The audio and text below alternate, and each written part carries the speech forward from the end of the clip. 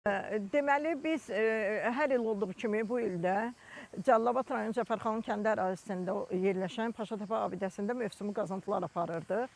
Bu zaman bizə məlumat gəldi ki, Cəlilabad rayonu şəhəri içərisində Narbağı proyekti əsasında keçirilən bərpa quruculuq işləri zamanı saxsı qırıqları və küp qalıqlarına rast gəlmişdi. Biz operativ şəkildə həmən əraziyə baxış keçirtdik, xidmətin əməkdaşı ilə bir yerdə və bu zaman gördük ki, əməlli başlı böyük artefaktların qalıqları var və müraciət etdik. Müraciətdən sonra bizə Arxeologiya və Antropologiya İnstitutunun rəhbərliyi bizə tapşırıq verdi. Biz bu ərazidə xilasetmə bərpa işlərinə başladıq.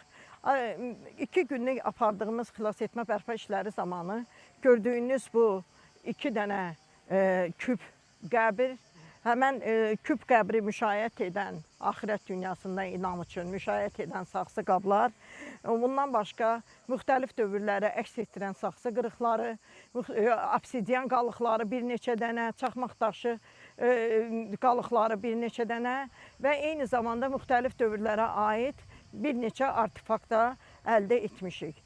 Bugün biz həmən qazıntı işlərini davam etdirəcəyik. Çünki burada bu göstərir ki, bu ərazidə çox böyük bir nekropol var. Düzdür, biz hələ bunun dövrü haqqında dəqiq məlumat verə bilmirik. Ancaq mülahizələrimizə görə bu bizim eradan əvvəl 1-ci və eramızın 1-ci əsrlərini əhatə edən bir dövrdür. Yəqin ki, gələcək tədqiqatlar, aparılan analizlər abidənin dövrünün dəqiq tarixi haqqında məlumat verməyə imkan verəcəkdir.